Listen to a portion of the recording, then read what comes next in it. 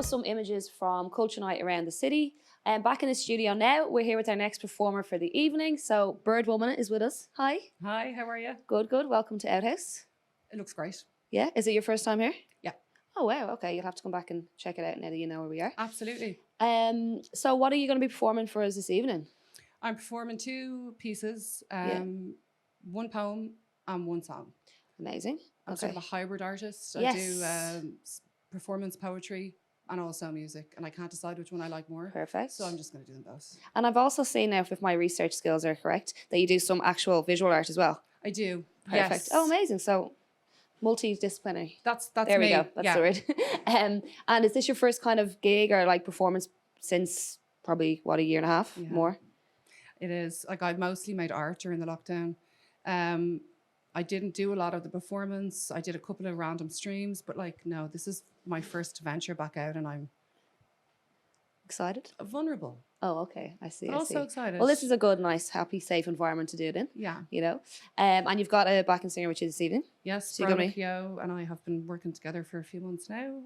We had a show in Whelan's, but it had to be rescheduled. Okay. Oh, great. So you're looking forward to. You have a few gigs coming up then after that, or are you just? She's loads of gigs. I don't. Amazing. So if anybody Okay. is looking, You'll have to bring her back as you're back and singing then. Okay, cool. Well, we're super excited to see what you have in store, and thanks so much for joining us. Thank you. Cheers. This is a new poem called Growth Spurt.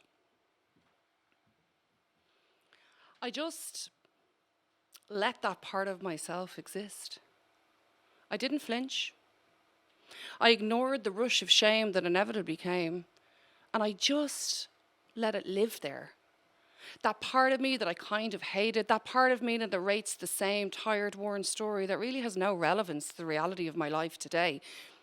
It's just a flash of a thought from the mind of the person that I used to be, an old 78 spinning the same old story endlessly on a dusty record player in the corner of a room I haven't been in since 1993.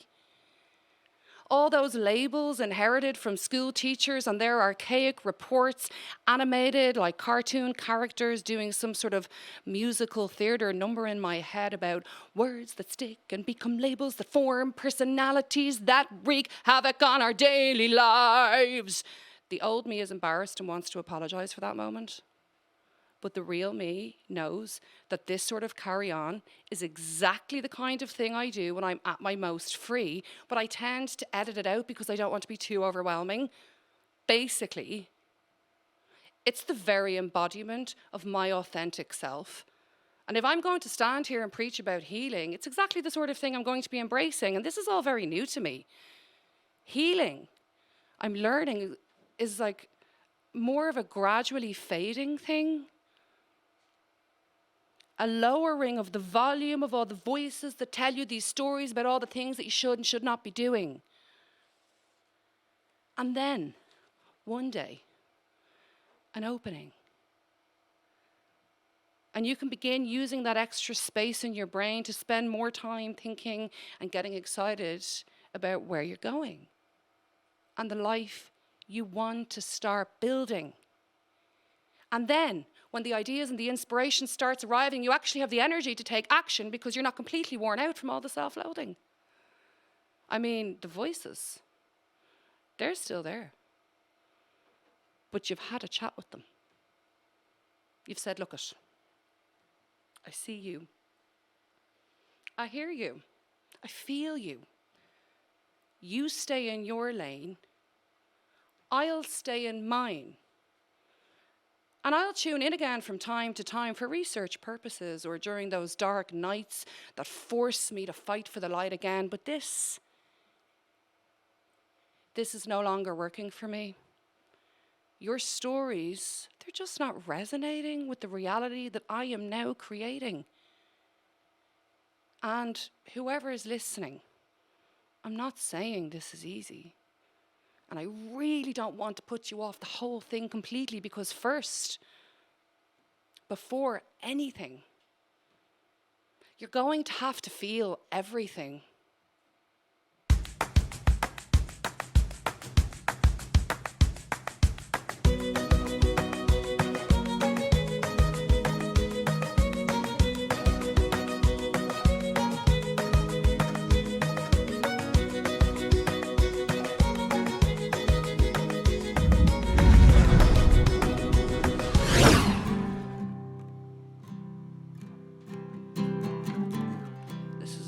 called Tribes.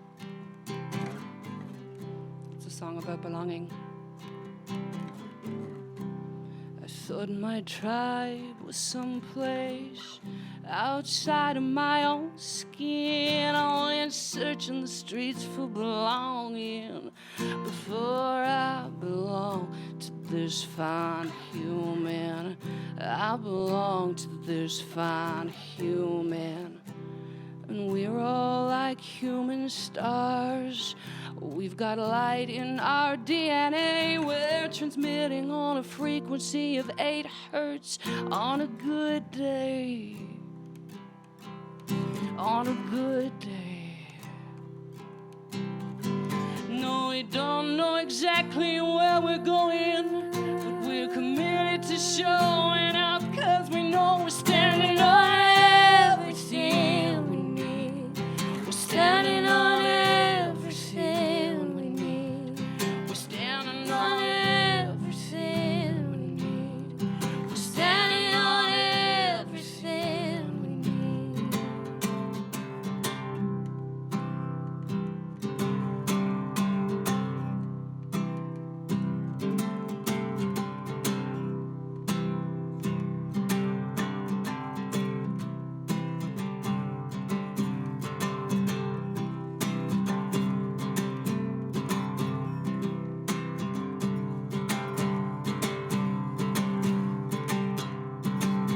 No, we don't know exactly where we're going. No, we don't know exactly where we're going. No, we don't know exactly where we're going. No, we don't know exactly where we're going, but we're showing up.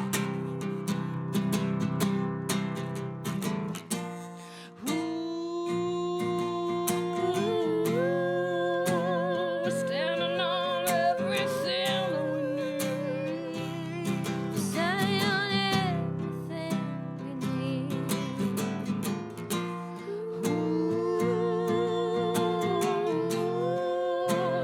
Don't you know we're standing on everything we need?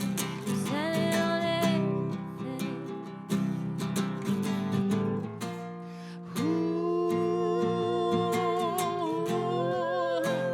Don't you know we're standing on everything we need?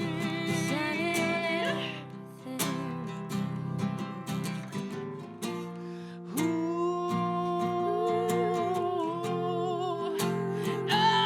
we're standing on everything we need. Yeah. We are the creators of great worlds. We do not need to know. We create as we go. We are the creators of great worlds. We do not need to know. We create as we go. We're standing on everything we need. We're standing on everything we need. And oh, we're standing on everything we need. We're standing on everything we need. We're standing on everything we need. And oh, we're standing